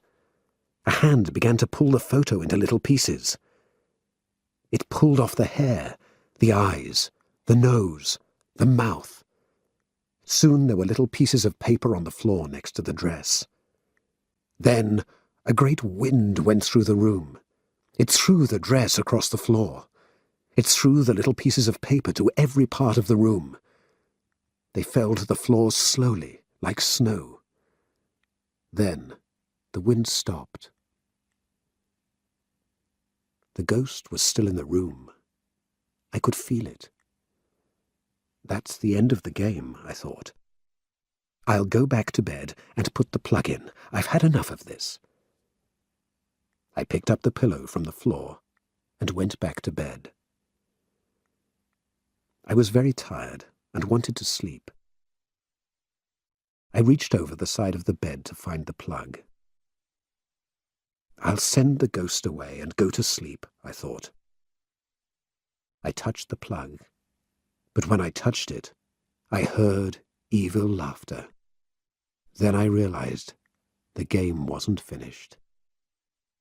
The plug moved away from my hand. I tried to find it again. Every time I touched it, it moved away. I took hold of the cord and followed it with my fingers. Then I found the plug again, but couldn't pick it up. It moved across the floor. I got out of bed. I was on my knees on the floor. I could see the plug in the moonlight. I could see it very clearly. I went towards it on my knees. When I reached it, it moved away again. The evil laughter continued.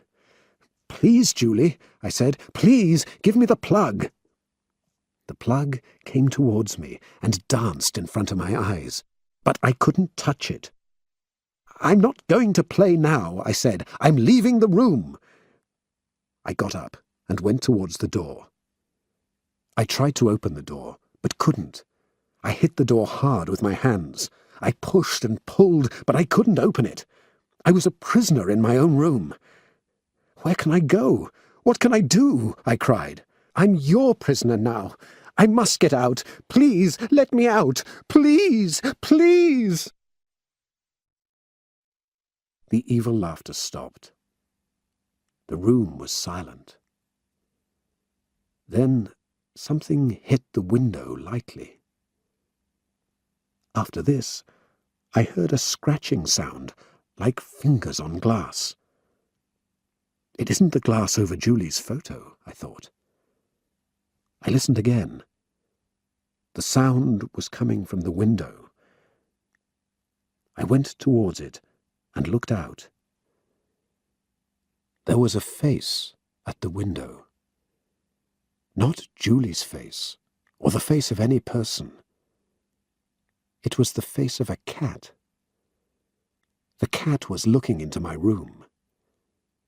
It wasn't the fat black cat. It was a white cat. I've seen this cat before somewhere, I thought.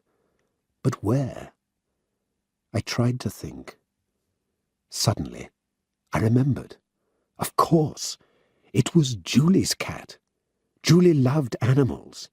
She had a cat like this when she was alive, a beautiful white cat. When Julie died, after I murdered her, the cat disappeared. I never saw it again. But now it was back. I looked through the window. The cat's face was against mine. Only the glass was between us. The cat's eyes were red and angry. It scratched the glass wildly. I hit the glass from the inside, but the cat didn't go away. It began to cry like a baby. "Stop it! Stop it!" I screamed. I ran back to the bedroom door and tried to open it. Again, it wasn't possible. The cat continued to cry outside the window. I suddenly wanted to kill it. I looked round the room and tried to find something. I was really angry. My wardrobe was still on the floor. There were broken pieces everywhere. I picked up a thick piece of wood and ran towards the window. The cat looked at me with its red eyes. It cried louder and louder. I hit the window hard with the piece of wood. It broke into 1,000 pieces. I laughed. Then I looked through the broken window. But there was nothing there. No cat, no sound, nothing. Wonderful, I thought. It's gone away. Perhaps it was never there. Perhaps I only imagined it. I must stay calm. I'm imagining things. But I wasn't imagining things. I heard a sound behind me and jumped. It was the sound of a baby. I turned round in fear, and there it was, the white cat. It was looking up at me, and there was blood on its face. I looked at my hands. There was blood on them, too. I was still holding the piece of wood. "So, you're still alive!" I screamed at the cat. I ran towards it and tried to hit it again. I hit the floor hard. I hit the cat over the head. I tried to hit it again, but it wasn't there. Then it appeared again in another corner of the room. It was looking at me with its red eyes. I ran after it and tried to hit it. Every time I tried to do this, the cat disappeared. Every time it appeared, it was red with blood. Soon, its body was red with blood, but it appeared again and again. Here, there, in front of me, behind me, on the floor, on the bed, in the air. At last, the crying stopped. The cat disappeared and didn't come back. All these things have happened in my mind, I thought. It was my imagination, just my imagination. I must keep calm. Now, what was I doing? Yes, the plug. I was looking for the plug. I must find it. I'm a prisoner in my own room. The ghost is playing jokes on me. If I find the plug, I can send it away. I got down on my knees to look for the plug. It was still on the floor next to my bed. I went towards it slowly and quietly, like a cat. The plug was a bird, and I was a cat. "I'm going to catch you, little bird," I said softly. Nearer and nearer. Then I jumped. The plug was in my hands. I had it! I had it! Now I must find the socket. I touched the wall with my fingers. The socket. Yes, here it is. The ghost didn't pull the plug out of my hands. I put the plug into the socket, and the light came on. I got into bed and lay back. At last, my room was full of light. I looked round the room and couldn't believe my eyes. There wasn't any broken glass on the floor. The wardrobe wasn't on the floor. The window wasn't broken. All the things in my room were in order. The photo of Julie was on the wall. Julie's face was smiling down at me. The wardrobe was in its place in the corner of the room. The wardrobe door was shut. I got up and opened it. My clothes were in the wardrobe. Julie's dress was there too. My chair was in its place. I went to the bedroom door and tried to open it. It opened easily. I shut it again. Then I began to laugh at myself. I imagined all these things, I said. The dance, the cat, they were just my imagination. I went back to bed. I looked at my bedside clock. It was 3:30. I sat in bed for about 10 minutes. I was thinking. The light was on, but I could feel something strange. The ghost was still in the room. The plug was back in place, but the ghost was still there. It's broken the last rule of the game, I thought. I've put the plug in, but it hasn't gone away. This thought filled me with fear. All the rules were broken now. The ghost didn't disappear when the light came on. I switched the light off from the switch, but the evil presence was still there. I pulled the plug out and put it back a number of times, but the ghost stayed in the room. The room was in order, but full of evil. I switched off the light and tried to sleep, but I couldn't. Then I tried to sleep with the light on, but I couldn't. In the end, I turned the light off and lay in bed. The moon was still shining brightly. The ghost didn't play any jokes now. It stayed in my room quietly. It was there all the time. I lay in bed and listened, but the room was silent. I could hear my heart. I could hear my own breathing. I lay in bed for a long time. My eyes were open. I could see every detail of my room in the moonlight.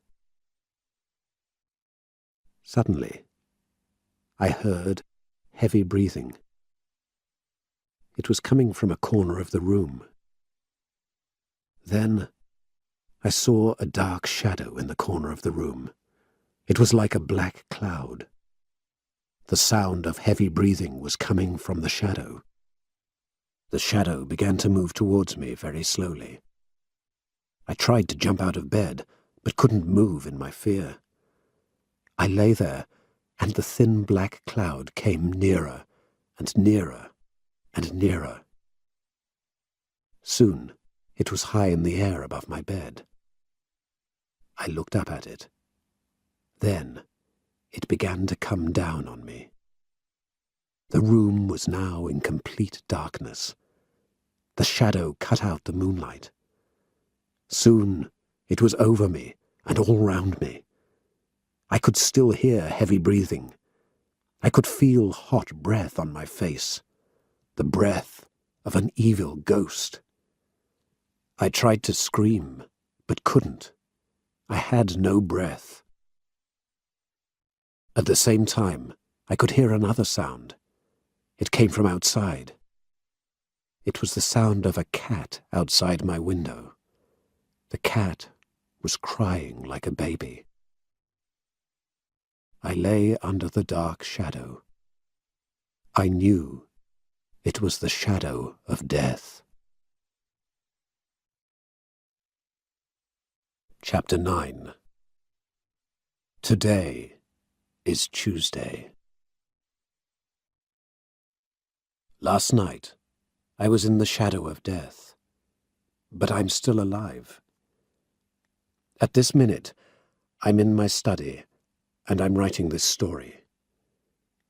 It's only 10 p.m., but I'm very tired. I didn't sleep for a minute last night. The shadow didn't hurt me. When the morning light came, the shadow disappeared. I got up and left my bedroom. The shadow disappeared, but the ghost was still in the room.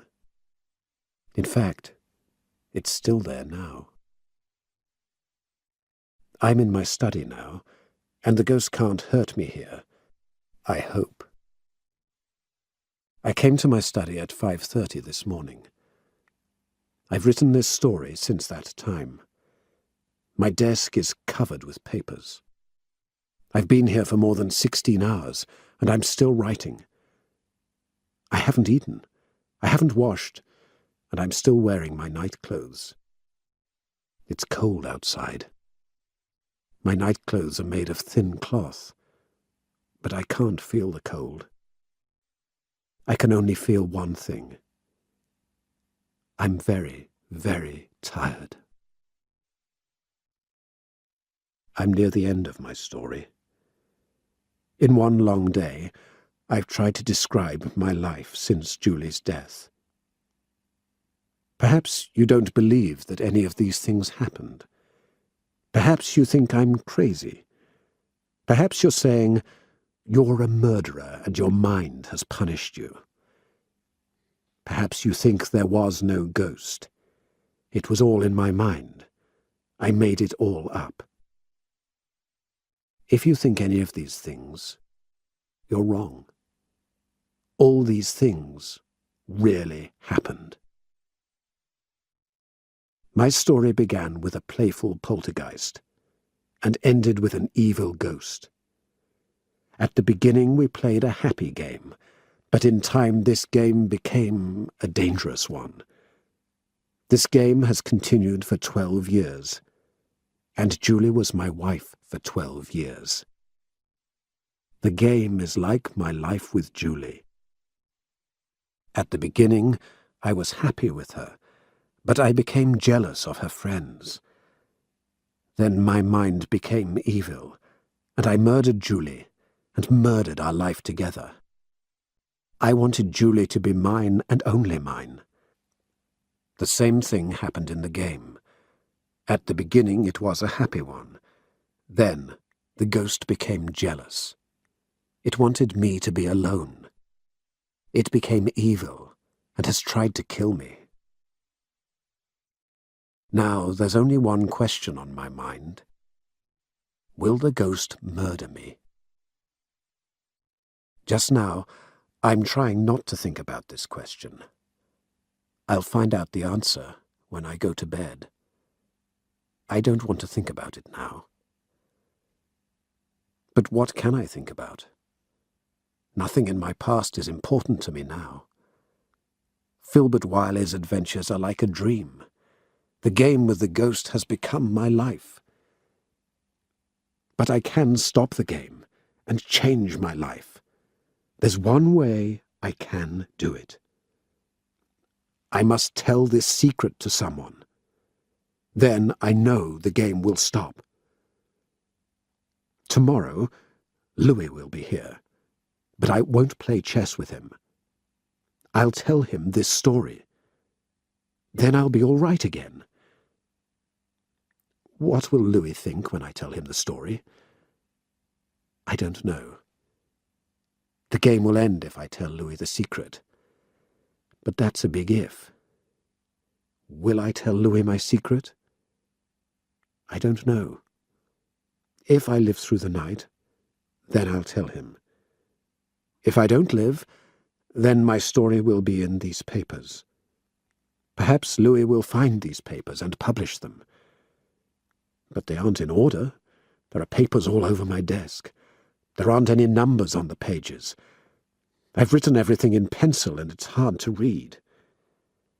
If Louis wants to publish these papers, he'll have to put them in order and type them again. I think he can sort them out very well. I haven't thought of a good title for the book. Perhaps Dangerous Game is a good title. But my fears are making me crazy. I'm not going to die. I'll put the papers in order and publish the book. Louis will never see these papers. It's been a strange day. Strange in many ways. I haven't written a word for a month, but today I've written a book.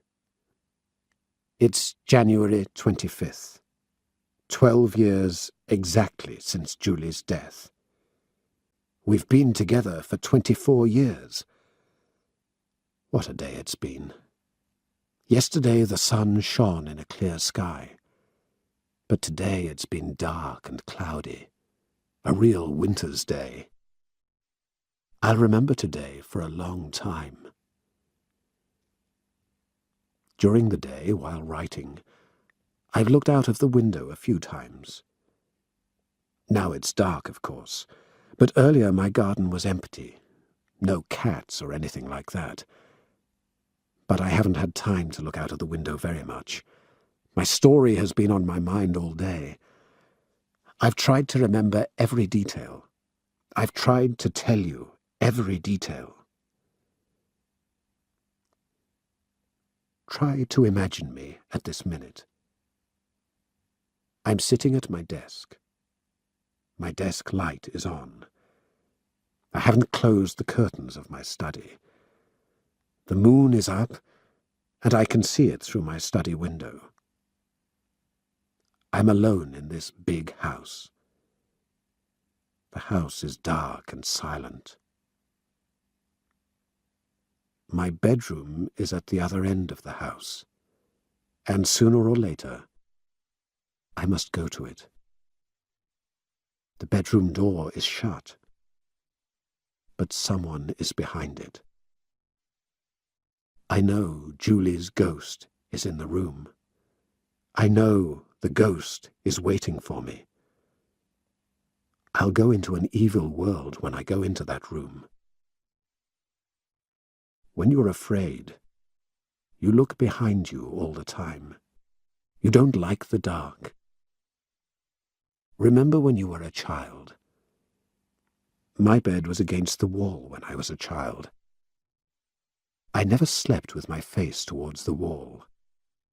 I was afraid there was something behind me. I still have this fear. Tonight, I have to go into my bedroom alone. And perhaps I'll never come out of it again alive. I've always been afraid of ghosts. When, as a child, I closed my curtains, I always looked at them. There were flowers on my curtain cloth, but I always saw faces in those flowers. Sometimes they were happy faces. Sometimes they were evil faces. When I turned off the light, I often imagined those faces in the room all round me. Sometimes I cried, and my mother came into the room. But if I cry tonight, who will come into my room? Who will say, "It's all right, my dearest. Go to sleep now. You've had a bad dream"? Nobody. I'll be alone. Alone with Poldy, Julie, the ghost. You'll ask, why don't you leave the house? There's still time. Don't stay here. Don't play the game tonight. But I must play the game once more. I'm very sleepy, but I'll wake up. I always wake up when the game begins. Why don't I phone Louis? He can come here and stay with me tonight. I'll tell you something. I've tried to phone Louis a number of times this evening, but my line is dead. I hear nothing when I pick up the phone. I'm cut off from the world. So there's only one thing that I can do. I must play the game. What kind of game will it be tonight? I shake when I think about it. My heart is full of fear. My hand is shaking now while I'm writing these words. What will happen? I'll go into the bedroom. I won't have to pull out the plug to bring the ghost. The ghost is there already. I'll go to bed, and the game will begin. But what kind of game will it be? How will it end? I know I'm talking too much, writing too much.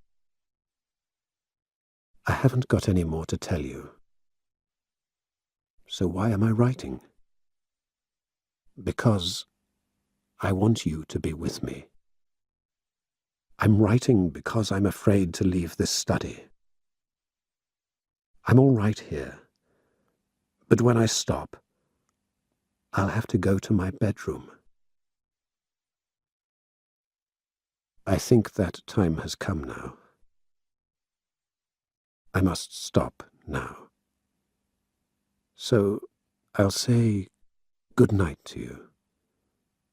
Or perhaps it's goodbye. Perhaps it's goodbye forever. Chapter 10. The End. My name is Louis. I was William Harris's friend, as you already know from his story. I've added this ending to his book to complete the story. William died on the night of January 25th, 2000. I talked to the police doctor. William died just before midnight, about an hour after he went to bed. Why did William die? Nobody can explain that. It's a mystery, like so many things in his story. His life was a mystery, and his death was a mystery too. William had no family, and I was his only friend. The police have asked me many questions about William, but I haven't been able to tell them more than what is in his book. A lot of police officers have read William's papers. Some of them believe his story, others don't believe it. His death is a mystery. I found the pages of Dangerous Game in William's study on the night after his death. A few days later, I was able to take the papers home. All the papers were in the study exactly as William left them. There were papers all over the desk and all over the floor. There were a lot of pencils on the desk, too. I'm writing this ending to William's story 6 months after his death. I've just finished my work on his papers. William wrote Dangerous Game, I think the title is a good one, in one long day. But I needed 6 months to read and type his work. There weren't any numbers on the pages, so it took a long time to put them in order. William wrote the book very quickly, and the pages were very hard to read. He didn't write in complete sentences, so it was very hard for me to turn the papers into a real book. I've broken the work into chapters. I hope it's been easy to read. I've given each chapter a title, but I haven't added a word to William's story, and I haven't cut out anything. It's just as he wrote it. I've published this story because William wanted me to publish it. During this time, I've asked myself many questions about William.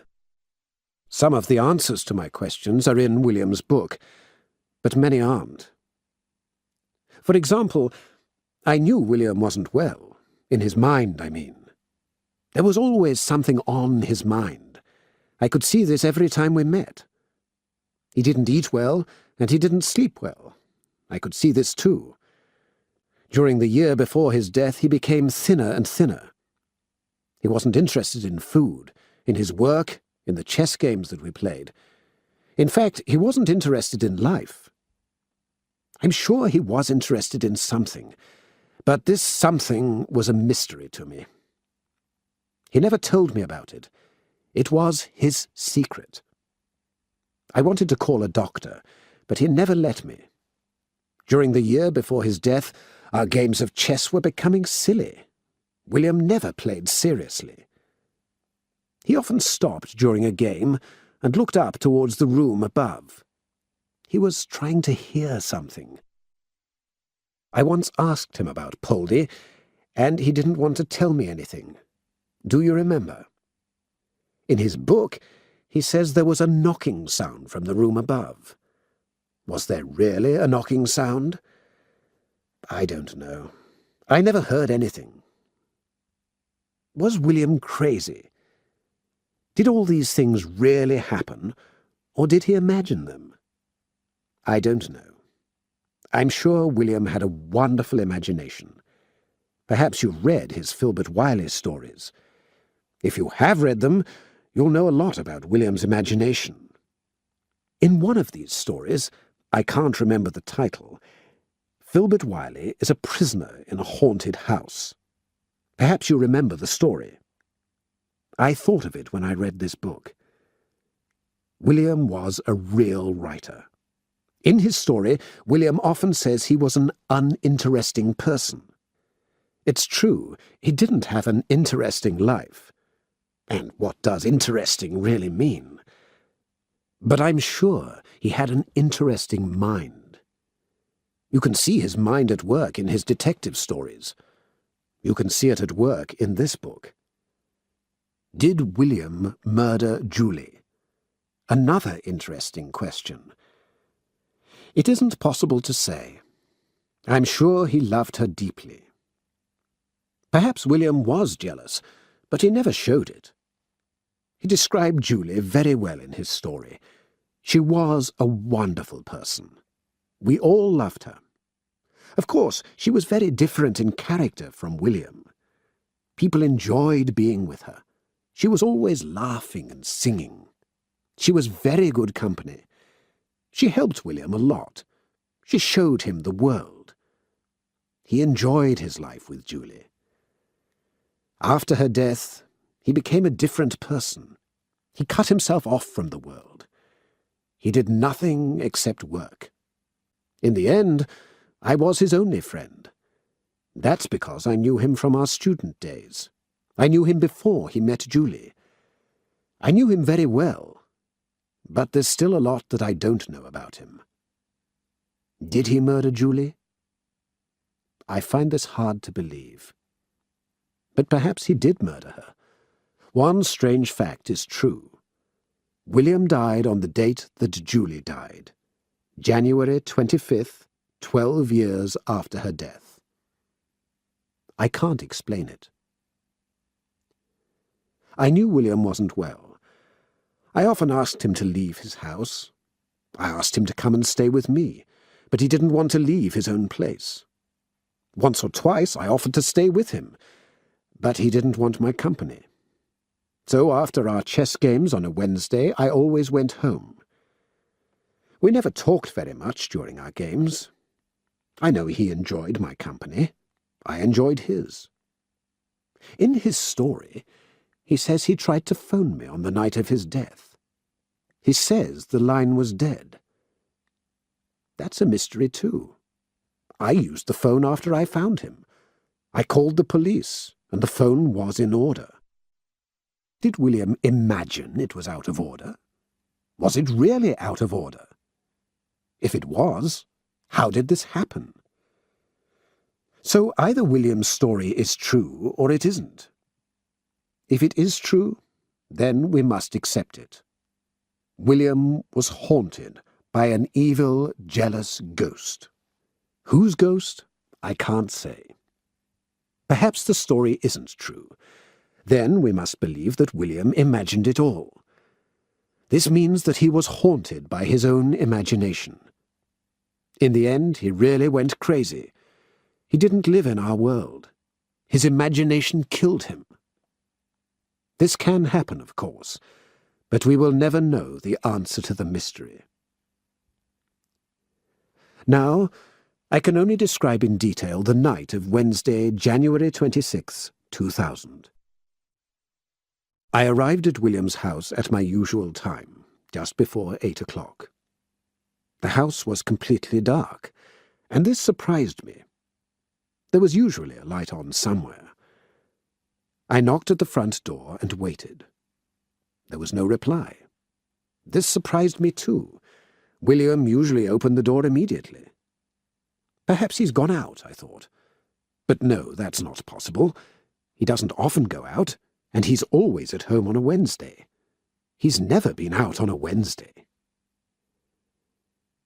I knocked at the door more loudly, but there was still no reply. I tried to open the front door, but I couldn't. So I went to the back door. I knocked at this too and waited. Again, there was no reply. I tried to open this door too, but couldn't. I called out, "William!" very loudly a number of times. There was no answer. I threw a few small stones lightly at the windows upstairs. Nobody came to any of the windows.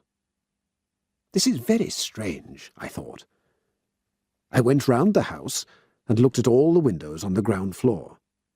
They were shut, but in the end I found a small window that was open. It was the kitchen window at the back of the house. I climbed through it, and it wasn't easy, and turned on the kitchen light. The kitchen was in order. William lived alone, but he was a very tidy person. The room was clean and tidy. I went straight to the living room. We always played chess in this room. I turned on the light. Again, the room was in order. The chessboard was on the table. The chess pieces were in a wooden box next to the board. That's strange, I thought. William usually puts the pieces on the board before I arrive. He's always ready for a game. When I noticed this, I began to worry. I began to call out William's name louder and louder. The name William rang through the empty house, but there was no reply. I went out of the living room and stood at the foot of the stairs. I called up the stairs, "William!" Nobody answered me. Suddenly, worry became fear. Fear for William. What was the matter? I ran upstairs 3 steps at a time and went straight to the study. Perhaps he's still working and hasn't heard me, I thought. I knocked at the study door and waited. There was no light under the door. Nobody answered, so I went in. I switched on the light. The room was very untidy. There were papers on the desk and on the floor. I didn't look at the papers at the time. It wasn't my business. I write books myself, and I don't like other people to read my papers. I didn't know then that those papers were the pages of this book. They were the pages of the book that I've just finished working on. I discovered this later, when the police came. The police read William's story first, and after a few days they gave it to me. When I left William's study, I didn't go straight to his bedroom, for a very simple reason. Don't forget, it was only just after 8 o'clock. It was too early for anyone to be in bed. I went to every other room in the house. I was calling his name all the time. In the end, there was only one more room, the bedroom, and I went to it. The bedroom door was shut. I knocked at the door gently and waited. I knocked again. Nothing. I opened the door very gently. The room was quite dark. It was very cold in the room, I remember, but other parts of the house were warm. I began to shake in William's room. I don't know why, but I felt a strange fear. Was someone in the room? Was someone watching? Perhaps I only imagined this. I touched the wall to find the light switch. But in my fear, my heart was going wildly. I couldn't find it. Then I kicked something. I touched it. It was William's bedside table. I touched the top of the table and found the bedside light. I pressed the switch, but the light didn't come on. Then I kicked something on the floor. It was the plug. I got down on my knees and found it. Why isn't it in the socket, I thought. I put the plug into the socket, and the light came on. When I stood up, I looked round the room. I couldn't believe my eyes. It was very untidy and in a terrible state. 2 windows were broken, and there was glass on the floor. There were clothes on the floor, too. William's clothes and one of Julie's party dresses. The wardrobe was completely broken, and there were pieces of wood on the floor. There were small pieces of paper, too. I picked up 1 or 2 pieces. I realized they were part of a photograph. A cold wind came through the broken windows. I could hear a cat out in the cold.